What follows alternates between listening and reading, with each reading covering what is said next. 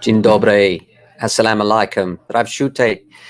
Bonjour. Hola. Good morning. Good morning. Good morning. It's Ken at 10.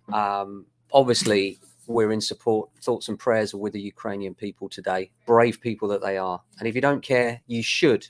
This is about them fighting for democracy, the very freedoms that we all take for granted. And I have to say, I know lots of people are worried and scared, and understandably so, especially those countries on the border. We have many, many Polish clients, tenants, and staff indeed that are very concerned. In fact, in Poland, I know that you can hear the bombs dropping from Poland right now.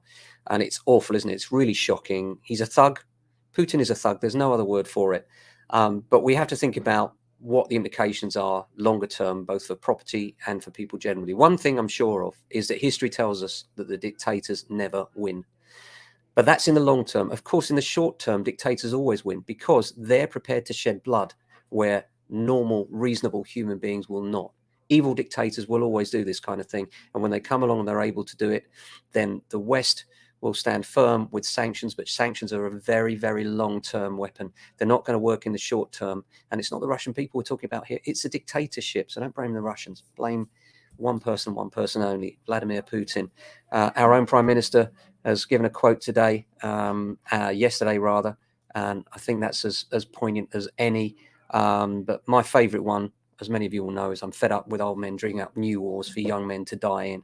I think we're all involved in this one. And here's a quote from Boris Johnson saying that they've chosen a path of bloodshed and destruction by launching this unprovoked attack. And we are 100% here on the Ken at 10 show behind the people of Ukraine. It's going to be, I think, a humanitarian crisis. I think they're putting up a fantastically brave fight. But I think ultimately the numbers are overwhelming. Without the support of other nations physically with boots on the ground, I think they may struggle. And I imagine that eventually Putin will, in some shape or form, end up securing Kiev. But when he does, I don't think he can hold it, because I think that he's underestimating the point that Ukrainians do not wish to be Russian. Even the Russians in Ukraine, why do you think they're in Ukraine? Because it's a better place to be than Russia. And the Russian people are not in support of this either. I know many Russian people that have been actually calling people in Ukraine and saying, look, we're so sorry, literally in tears, so sorry for what Putin is doing to your country, because they consider them fellow Eastern Europeans, and they don't want to see this bloodshed any more than the rest of us. So I think, in the short term, yes, he will probably prevail in this war to secure Kiev. In the long term, he will lose, probably both in geographical terms, but certainly in financial terms, and that will bring him to heel. And he's been in power now for 20 odd years, and I think the power's gone to his head. This is a step too far, and I hope these sanctions, including the stopping of the SWIFT system, will bring this to a halt quickly. But what does it mean for UK property? That's the next question, and the important one that I know a lot of you will be worried about. You're not here to hear me politically rambling away. So the implications for property are this. The thing to think about is, first of all, the amount of equity in UK property, because the market's been so busy and strong across the UK right the way through the pandemic, but particularly now here in London as it's starting to rise and confidence is starting to return as people go back to work. What's likely to happen is that people will think twice about selling on many occasions, and they're worried, naturally and understandably so. And for that reason, the supply of property is likely to fall off. And because property is a supply and demand thing like any other commodity, the lack of that supply will continue to underpin and maybe even drive prices further. So I don't suspect that the property market is going to fall off a cliff, particularly and importantly, that we're not back where we were in 2007-9, where the value of properties versus the value of the debt on those properties was very close, which is what caused the whole collapse in America. That's no longer the case in America. It's no longer the case here.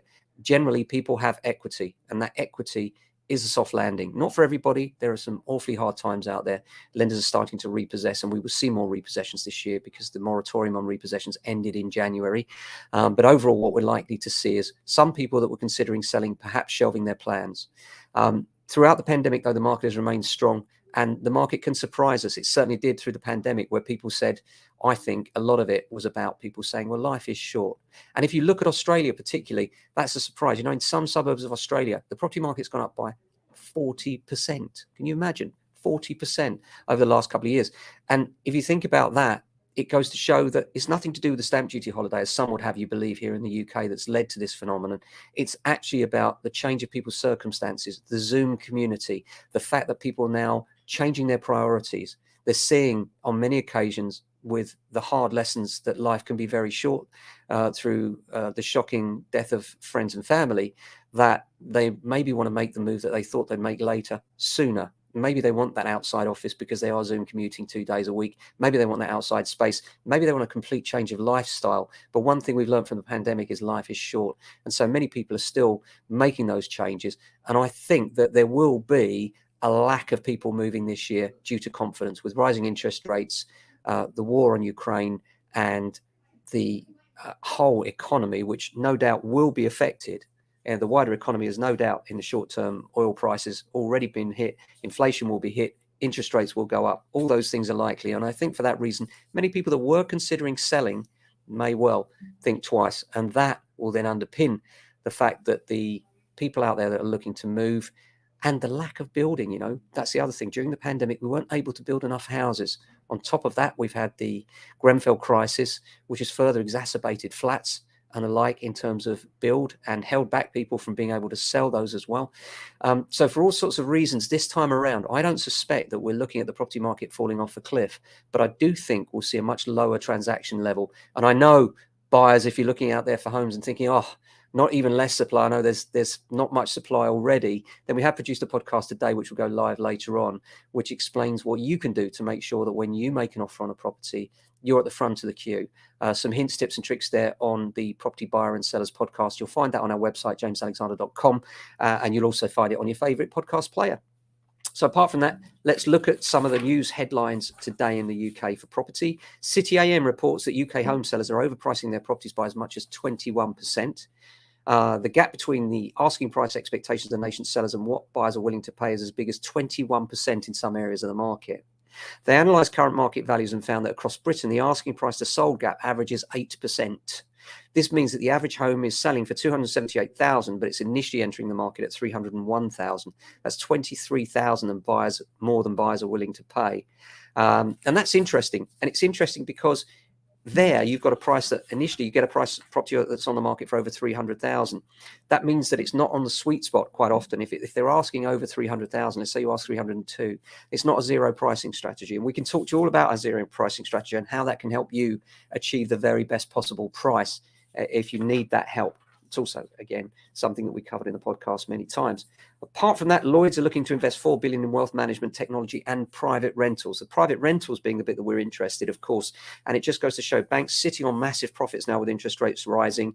And even they can see that property in the medium term is going to be a good investment. And the other thing, about property is that in difficult times, it remains stable. You'll see the volatility of the stock market over the last few days dropping dramatically. That's not the case with house prices, and rents are fixed for terms, normally 12 or 24 months. And therefore, there is a whole stability around that. And we've seen through the pandemic how many people have invested in property and been surprised by how hardy the market has been in terms of people paying their rents coming in, the income coming, being able to pay their mortgages, and their investment growing in value in the medium term as well. And in fact, all over the country in the short term too. And London's coming back strong right now. So it'll be interesting to see what goes on this year. What are your thoughts? Do comment below. Really interested to see what you think. But my initial thoughts are dictators always win short term, long term democracy and the good of the people will win through, because you can't beat all of the people all of the time. You might be able to do it with a shock surprise, but Putin, you've got it coming and the West are going to show you. And that doesn't have to be in the form of another world war. The sanctions and hopefully the SWIFT system will bring them down, but it will be slow. It won't be quick. He's already anticipated this happening with gold reserves and trying to create other systems to defend themselves against what they anticipated in terms of the financial sanctions that we will hold against them. But I think that this internationally is the biggest cooperation we've seen since the Second World War. And I think in the end, it will win through, but don't expect it to be quick. It'll be long term. And in the meantime, my thoughts and prayers are with the people of the Ukraine and what they're defending right now, the democracy of the Western world. So that's it for today. Apart from that, it's Friday, of course, a really important day for us here at James Alexander in terms of selling property. We're all out getting people out viewing. The weather's beautiful here today, actually. It's a really like a spring day, a little bit chilly, but the sun is out, the sky is blue. And it will be a busy day for viewings because we've got a lot of stock on the market. We've got an auction lot, they're always popular, and some other really hot properties as well, including a new fantastic house that's on the market for offers over 1.25 mil. That's the only Spanish villa that I'm aware of in London. And that's quite exciting to have that on board. So we're looking forward to showing people around that. Generally, we're finding that we're very short on rental stock right now. So that's really continuing at pace in terms of both the values of rental stock and the amount that we're achieving, and the number of people applying is really quite unprecedented. We expect that to continue. Some landlords have taken advantage of the busy market and decided to sell up some or all of their portfolio, mainly due to the new Section 24 rules that were brought in a couple of years ago, meaning that previously profitable portfolios are now not profitable because the offset against tax and interest payments just doesn't work anymore. That equation is no longer good, which is why many new investors are coming in with limited companies. But that's a discussion for another day. So I hope you have a fantastic weekend. Thanks for watching. We're looking forward to a very busy day. As many of you will know, it's my favorite day of the week. I love the anticipation of the weekend, the fact that we're here, we're selling, and we're out there doing our best for our clients. So have a fantastic day. Thanks for watching. Look after yourselves and, of course, your family and friends if you can. Ciao.